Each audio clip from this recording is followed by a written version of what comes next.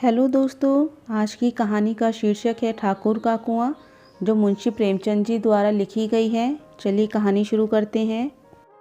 जोखो ने लोटा मुंह से लगाया तो पानी में सख्त बदबू आई। गंगी से बोला, यह कैसा पानी है, मारे बास के पिया नहीं जाता, गला सूखा जा रहा है और तू सड़ा पानी पिलाए देती है। गंगी प्रतिदिन शाम पानी भर लिया करती थी। कुआं दूर था, बार बार जाना मुश्किल था। कल वह पानी लाई तो उसमें बू बिल्कुल ना थी। आज पानी में बदबू कैसी। लोटा नाक से लगाया तो सचमुच बदबू थी। जरूर कोई जानवर कुएं में गिरकर मर गया होगा। मगर दूसरा पानी आवे कहाँ से।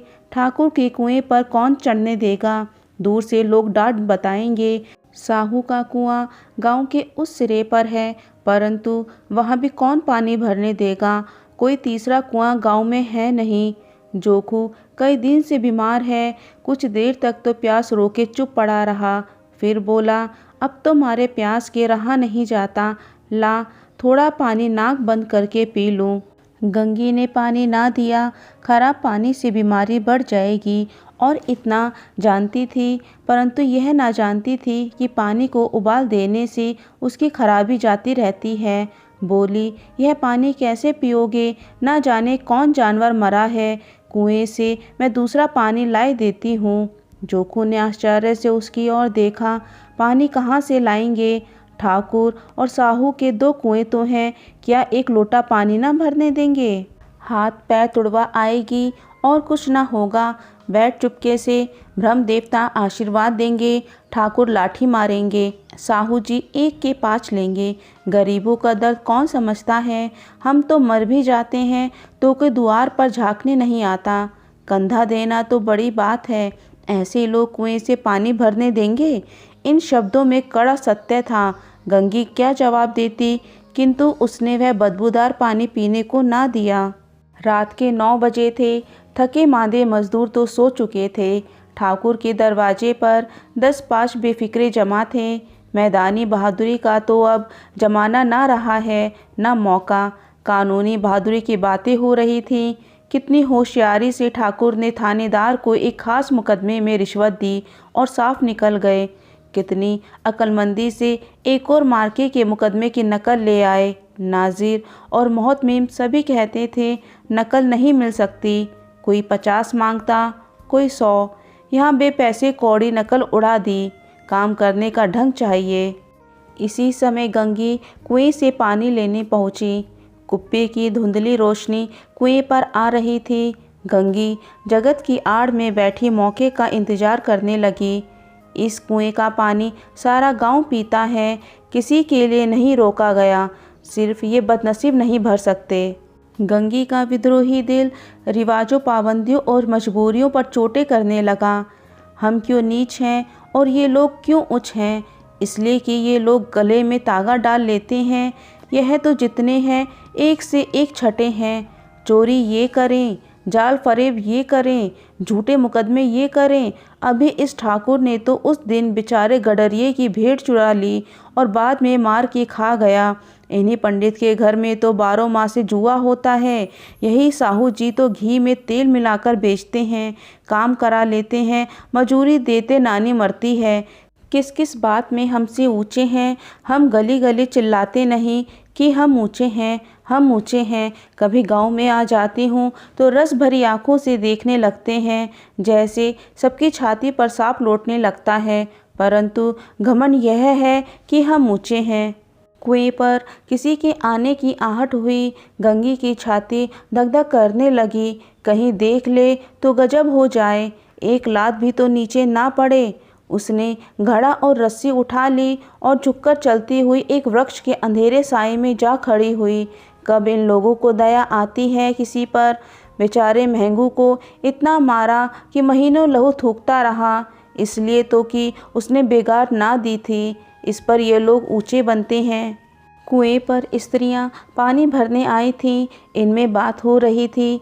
खाना खाने चले और हुक्म हुआ कि ताज़ा पानी भर लाओ, घड़े के लिए पैसे नहीं हैं। हम लोगों को आराम से बैठे देखकर जैसे मर्दों को जलन होती है। हाँ, यह तो ना हुआ कि कलसिया उठाकर भर लाते, बस हुक्म चला दिया कि ताज़ा पानी लाओ, जैसे हम लौंडिया ही तो हैं। लौंडिया नहीं तो और क्या हो तुम, रोटी कपड़ा नहीं पाती, 10-5 रुपये भी छीन झपट कर ले ही लेती हो, और लौंडिया कैसी होती हैं। मत लजाओ दीदी, जिन भर आराम करने को जी तरस कर रह जाता है। इतना काम किसी दूसरे के घर कर देती तो इससे कहीं आराम से रहती, ऊपर से वह एहसान मानता। यहाँ काम करते करते मर जाओ, पर किसी का मुँह ही सीधा नहीं होता। दोनों पानी भरकर चली गई तो गंगी वृक्ष की छाया से निकली और कुएं की जगत के पास आई। बेफिक्रे चले गए थे। ठाकुर भी दरवाज़ा बंद कर अंदर आंगन में सोने जा रहे थे। गंगी ने क्षणिक सुख की सांस ली। किसी तरह मैदान तो साफ हुआ। अमृत चुरा लाने के लिए जो राजकुमार किसी जमाने में गया था, वह भी शायद इतनी सावधानी के साथ और समझ बूझकर ना गया हो। गंगी दबे पांव कुएं की जगत पर चढ़ी। विजय का ऐसा अनुभव उसे पहले कभी न हुआ था। उसने रस्सी का फंदा घड़े में डाला, दाएं बाएं चौकन्नी दृष्टि से देखा, जैसे कोई सिपाही रात को शत्रु के किले में सुराग कर रहा हो। अगर इस समय वह पकड़ ली गई तो फिर उसके लिए माफ़ी या रियायत की रत्ती भर उम्मीद नहीं। अंत में देवताओं को याद करके उसने कलेजा मजबूत किया और घड़ा कुएं में डाल दिया। घड़े ने पानी में गोता लगाया, बहुत ही आहिस्ता, जरा भी आवाज़ ना हुई। गंगी ने 2-4 हाथ जल्दी जल्दी मारे। घड़ा कुएं के मुंह तक आ पहुंचा। कोई बड़ा शहजोर पहलवान भी इतनी तेजी से खींच ना सकता था। गंगी झुकी कि घड़े को पकड़कर जगत पर रखे कि एकाएक ठाकुर साहब का दरवाज़ा खुल गया। शेर का मुंह इससे अधिक भयानक ना होगा। गंगी के हाथ से रस्सी छूट गई। रस्सी के साथ घड़ा धड़ाम से पानी में गिरा और कई क्षण तक पानी में हिलकोरे की आवाज़ें सुनाई देती रहीं। ठाकुर कौन है पुकारते हुए कुएं की तरफ आ रहे थे और गंगी जगत से कूदकर भागी जा रही थी। घर पहुंचकर देखा कि जाखू लोटा मुंह से लगाए वही मैला गंदा पानी पी रहा है। दोस्तों, यह कहानी ठाकुर का कुआं एक बहुत ही मार्मिक और सामाजिक मुद्दे पर आधारित कहानी है। इस कहानी में भारतीय समाज में जातिवाद और भेदभाव को दर्शाया गया है, जहां निम्न जाति के लोगों को उच्च जाति के लोगों से किस प्रकार का शोषण और अन्याय सहना पड़ता है, इसका वर्णन किया गया है। कहानी की पृष्ठभूमि गांव की है, जहां ठाकुर का एक कुआं है। गांव में ठाकुर के कुएं का पानी सबसे शुद्ध और साफ माना जाता है। हालांकि गांव के निम्न जाति के लोगों को इस कुएं से पानी भरने का अधिकार नहीं है, क्योंकि उस समय समाज में ऊंच नीच का भेदभाव बहुत गहरा था। ठाकुर का कुआं केवल उच्च जातियों के लिए ही आरक्षित था और निम्न जाति के लोग उस कुएं से पानी भर नहीं सकते थे। वे लोग आमतौर पर गंदे और प्रदूषित जगहों से पानी लाने के लिए मजबूर होते थे।